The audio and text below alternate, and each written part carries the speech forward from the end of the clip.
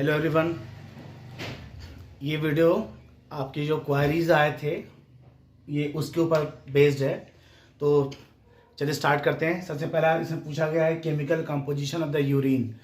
Chemical composition urine क्या होता है, क्या क्या चीज़ें इसमें डिज़ोल्व होती हैं, तो ये हम लोग जानते हैं। तो बेसिकली यूरिन में दो चीज़ें डिज़ोल्व होती हैं। पहली चीज़ें आपके ऑर्गेनिक कंपोनेंट्स और जो सेकंड है वो है इनऑर्गेनिक कंपोनेंट्स। तो ऑर्गेनिक कंपोनेंट्स में क्या क्या होता है आप देखो। ऑर्गेनिक कंपाउंड्स में आपका बेसिकली पहले पे आएगा यूरिया जो नाइट्रोजनस वेस्ट है। उसके बाद आता है आपका यूरिक एसिड, यहाँ पे आएगा आपका यूरिक एसिड। थर्ड जो इंपॉर्टेंट आएगा कंपाउंड वो है आपका क्रिएटिन। ओके। उसके बाद आएंगे other substances.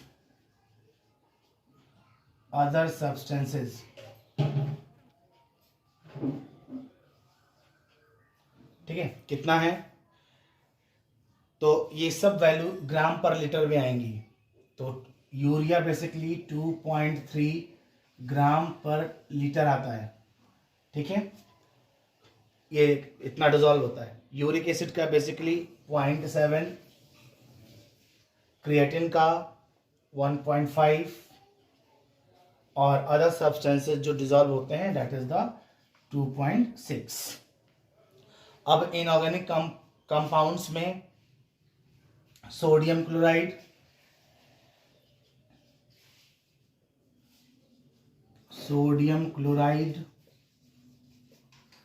Okay.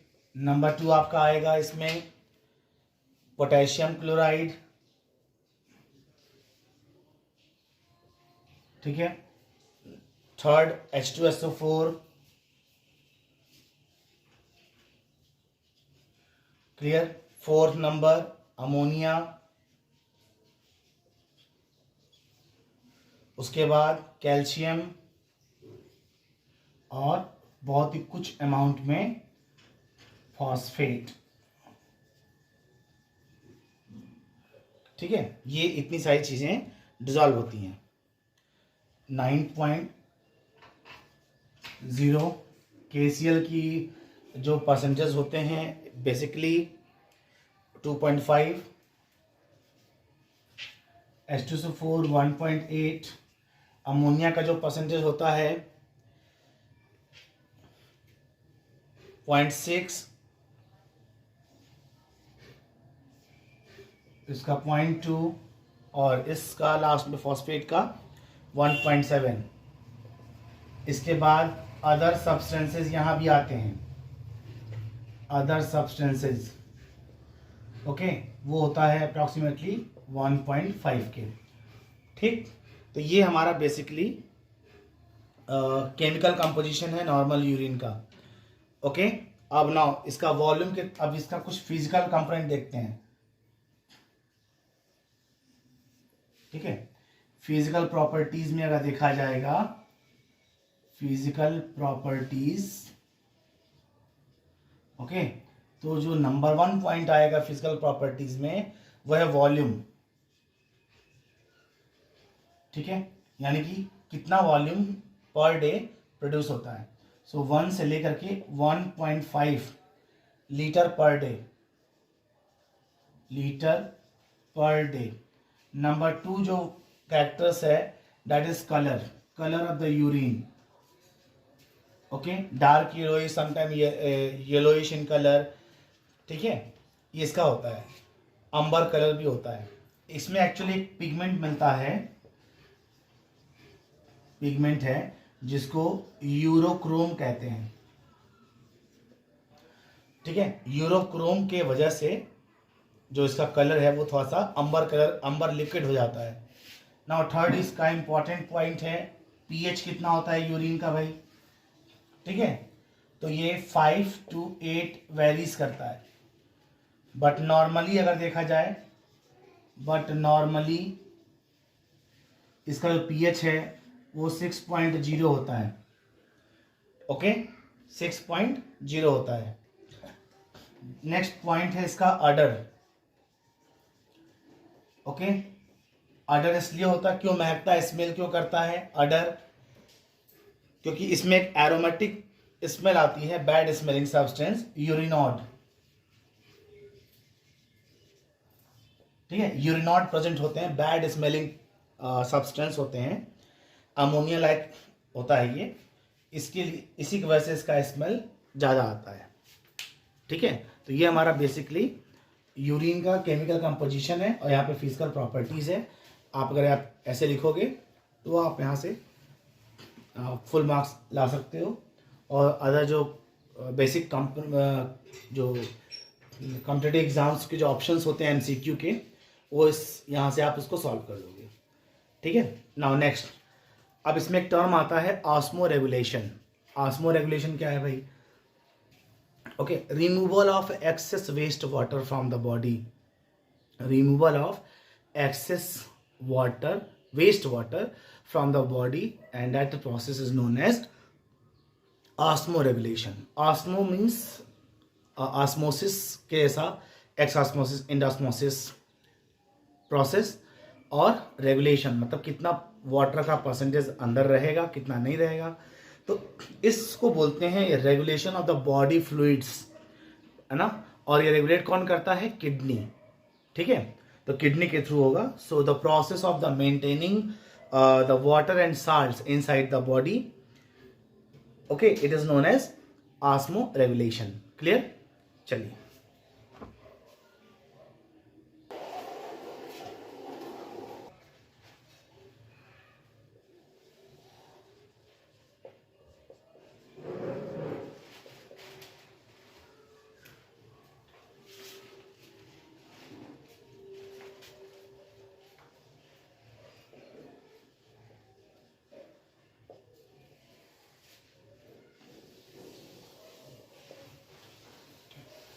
the process of maintaining the water content or salt content and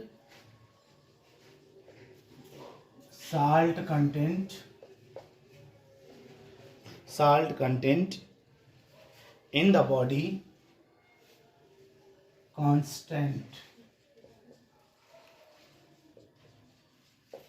in the body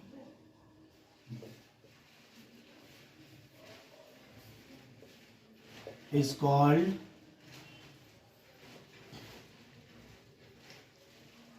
osmoregulation.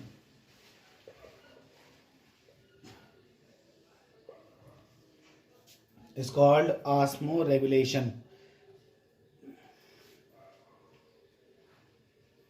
Okay, अब इसमें कुछ कंडीशंस हैं। कंडीशंस में क्या है? नंबर 1 पॉइंट, तो ये हो गया ऑस्मो रेगुलेशन। अब देखो, if the osmotic pressure of the tissue and the blood is different, then what will happen? All the water molecule will diffuse from lower osmotic pressure to higher osmotic pressure. ठीक है, अब एक condition ले लेते हैं, जैसे मान लो cholera disease होता है, तो कोलेरा डिजीज में क्या होता है कि बहुत ज़्यादा फ्रीक्वेंट वॉमिटिंग होती है। ऐसे बाहर से कोई चीज़ लेकर के आ गए, फ्रूट्स वगैरह, या फिर डायरेक्टली उसमें कोई इन्फेक्शन है और उसको हम लोग खा लिए। ओके, ठीक, तो क्या होता है उस कंडीशन में?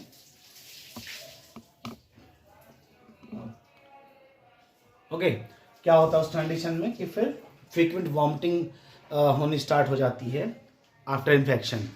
तो होता क्या है कि जितने भी हमारे यहाँ पे लिखा भी हुआ, आप देखिए, in cholera disease the frequent vomiting and the diarrhoea because of the inability of the intestine absorb the water. Intestine के पास इतनी कैपेबिलिटी नहीं होती है कि वाटर को वो एब्जॉर्ब कर पाए। ठीक है, तो होता क्या है कि यहाँ पे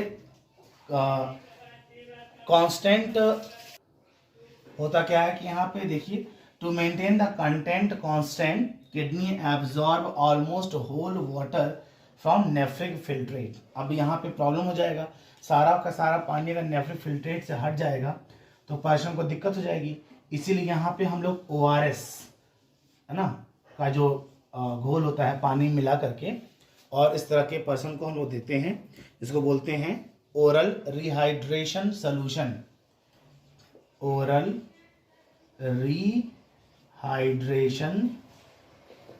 हाइड्रेशन सोल्यूशन। ओके, इस तरीके से ये चीजें दी जाती हैं। Now next is micturition. Okay, micturition, ठीक है। मिक्चुरेशन में क्या होता है भाई, बताओ। The process of passing out the urine, the process of passing out the urine is known as micturition, ठीक है। जितना भी हमारा, अगर आपको नेफ्रॉन का स्ट्रक्चर याद होगा तो नेफ्रॉन के स्ट्रक्चर्स में क्या होता है कि बाउमेंस कैप्सूल के बाद जितने भी फिल्टर पीसीटी से हो करके आपके डीसीटी में आते हैं वाया लूप ऑफ हेनले।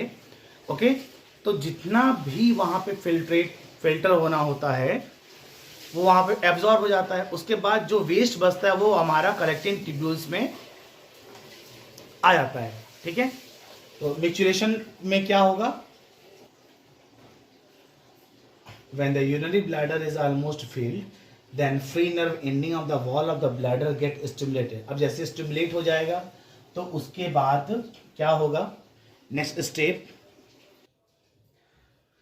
देखिए होता क्या है।